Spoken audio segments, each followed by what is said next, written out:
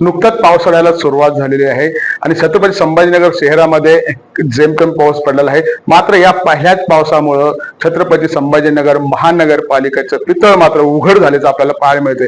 अनेक जागेवरती जे काही मलबा टाकला होता तो पूर्णतः उखळलेला आहे. शहराच्या चारही कोपऱ्यांत जर पाहिले तर मोठे खड्डे झालेत आणि त्यामुळे कुठेतरी सर्वसामान्य नागरिकांना या खड्ड्याचा मनस्ताप सहन करावा लागत आहे.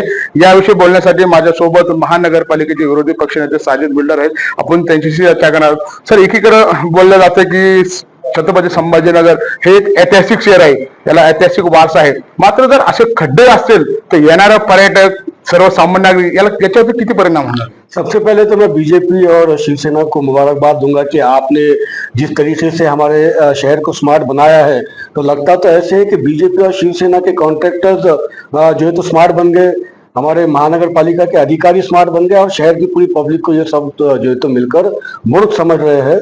हजार मतलब करोड़ों रुपए जो है तो इन्होंने रोडों के नाम के ऊपर खर्च किए और आज अगर आप शहर के अंदर हालात देखेंगे तो हर जगह गड्ढे हैं। खास तौर पे जो हमारा शहर जिनके नाम के ऊपर है, छत्रपति शिवाजी महाराज के पुत्र छत्रपति संभाजी महाराज के नाम के ऊपर हमारा शहर आज रखा गया है और वहीं पे छत्रपति शिवाजी महाराज के पुतले के सामने क्रांति चौक के ऊपर अगर आप जाकर देखेंगे तो आपको शर्मिंदगी महसूस होगी कि आजू बाजू पूरे खड्डे हैं।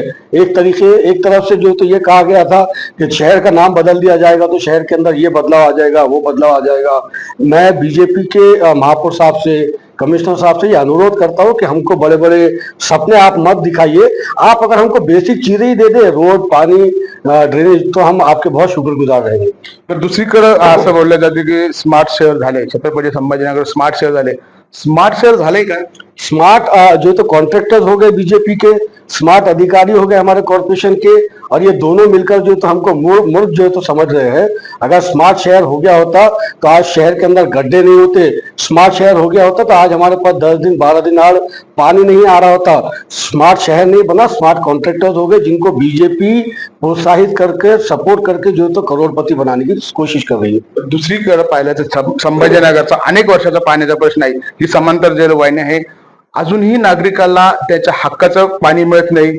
नागरिक टॅक्स भरते, तुम्ही घर टॅक्स वसूल करता, पाणी टॅक्स वसूल करते, मग नागरिकाचा अंत किती दिवस पाहणार? देखिए ये जो आज पानी का प्रश्न है ये बीजेपी और शिवसेना की ही देन है। आज अगर हम लोग प्यासे हैं, शहर के अंदर पानी नहीं है, तो इनकी गलत कूटनीतियों का ये नतीजा है कि आज हम इस तरीके से परेशान हैं। पिछले कई सालों से लगातार एमजेपी के नाम के ऊपर जो है तो ये स्कीम का काम चालू है। अभी भी हर जो तो 8 दिन के बाद कमिश्नर साहब, कभी महापौर साहब कहते हैं कि अगले हफ्ते से हमको पानी मिलेगा, इतना एमएलडी पानी आ गया, उतना एमएलडी पानी आ गया। ये सिर्फ ढकोसले है। एमजेपी का पूरा काम बोगस है। मैं आपके माध्यम से कह रहा हूँ एमजेपी का पूरा काम बोगस है और ये शहर को जो है तो आने वाले वक्त के अंदर श्राप के तरीके से पीछा करेगा और हम एमजेपी की वजह से हमेशा परेशान रहने वाले हैं। जिस तरीके से एमजेपी ने 88 के अंदर जो तो ड्रेनेज का काम किया था और उसका आज तक हम लोग हर्जाना भुगतते हैं, उसी तरीके से एमजेपी जो अभी पानी की पाइपलाइन का काम कर रही है, इसका हर्जाना भी आने वाले 50 सालों तक महानगर पालिका भुगतती रहेगी।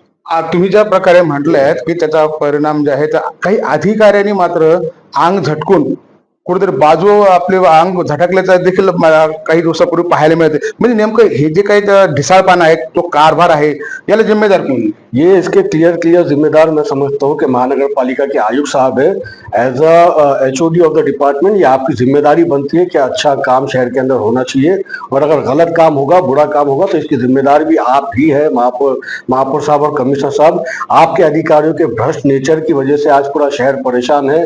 आप रोडों का हाल देखेंगे कमिश्नर साहब, अगर आप आपके कैबिन के पहले तो हमारे कमिश्नर साहब को ये समझने की जरूरत है कि वो अब कलेक्टर नहीं है, कमिश्नर है।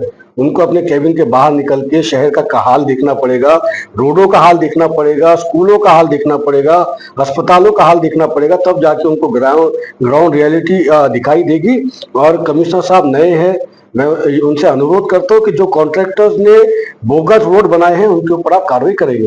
पण दुसरीकडे पाहिलं तर कचऱ्या संदर्भात करोडो रुपयाचे कॉन्ट्रॅक्ट देण्यात आलेले आहे, मात्र पाहिजे तसं अजूनही संकलन केलं जात नाही, अजूनही कचरा रस्त्यावरती पडलेला पाहायला. देखिए जब ये कॉन्ट्रैक्ट दिया गया वेस्टर्न इमेजिनरी कंपनी जो गुजराती है उसको, उसका सबसे ज्यादा विरोध जो तो हम लोगों ने किया। और हमारा विरोध इस बात को लेकर था कि जो कंपनी रेड्डी हमारा ऑलरेडी कचरा 350 करोड़ रुपए से उठा रही थी, उसको हटाकर हम लोगों ने नई कंपनी को जो कचरा टेंडर हमारा दिया वो 1150 करोड़ का है। मतलब इसके अंदर कौन सा ऐसा रॉकेट साइंस ये लोग करने वाले हैं कि 3 पर 4 पर जो है तो इन्होंने इनका जो है तो टेंडर के अंदर प्राइस बढ़ा दिया। वो एक अलग विषय हो गया, मगर आप रोड के ऊपर आकर काम भी तो नहीं कर रहे। वेस्टर्न इमेजिनरी कंपनी की वजह से आज शहर के अंदर आपको अलग अलग इलाकों के अंदर कचरों का अंबार मिलेगा। इसके वजह से लोगों की सेहत से आप खेल रहे हैं।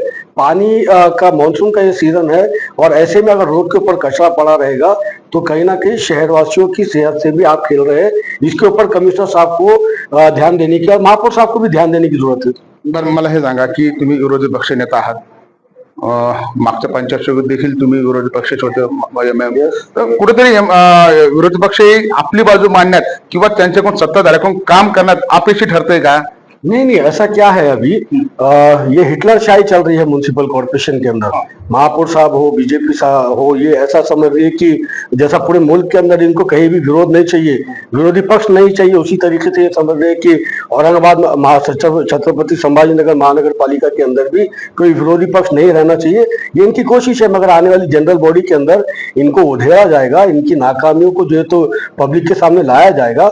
और लगातार हम लोग अपने चीजों का विरोध दर्ज करवा रहे हैं। जिस तरीके से हमारा कहना है कि भाई आप जो है तो जो पैसा पुतलों के ऊपर खर्च कर रहे हैं वो खर्च ना करते हुए आप अगर वो पैसा स्कूल के अंदर खर्च करेंगे, हॉस्पिटल्स के अंदर खर्च करेंगे, लोगों की सेहत के ऊपर खर्च करेंगे तो ज्यादा बेहतर होगा। म्हणजे कुठेतरी विरोधी पक्षाचा आवाज दाबण्याचा प्रयत्न आहे. आवाज दाबने का प्रयत्न तो है ना, मगर वो आवाज दब नहीं पाएगी क्योंकि आप मीडिया वाले लोग तमाम हमारे साथ में है। आप शहर को बता रहे हैं कि क्या सच है क्या गलत है, कहाँ पर जो तो सरकार कम पड़ रही है, कहाँ पर महापौर साहब और कमिश्नर साहब की गलती हो रही है। जब तक मीडिया हमारे साथ है और मीडिया शहर की बात आवाम तक पहुंचाता रहेगा तब तक विरोधी पक्ष का आवाज दबाना नामुमकिन है। नक्कीच आपण पाहिले तर हे होते विरोधी पक्षनेता साजिद बिल्ला. ज्या पद्धतीने छत्रपती संभाजीनगर शहरामध्ये खड्डे झाले, त्या खड्ड्याला जिम्मेदार कोण हे देखील त्यांनी सांगितले. आणि एकीकडे संभाजीनगर हे स्मार्ट सिटी शहर म्हणून ओळखले जातं, मात्र शहर स्मार्ट नाही झालं, त्यांचे अधिकारी स्मार्ट झालेले आहेत, काही कर्मचारी स्मार्ट झालेले आहेत. त्यामुळे मात्र आता येणाऱ्या जीबी मध्ये जे काही प्रश्नावली त्यांची असणार आहे यामध्ये मात्र नक्कीच आपल्याला ट्विट मिळाला ऐकायला देखील या ठिकाणी पाहायला मिळणार आहे. संजय आहेर, ALS मराठी, छत्रपती संभाजीनगर.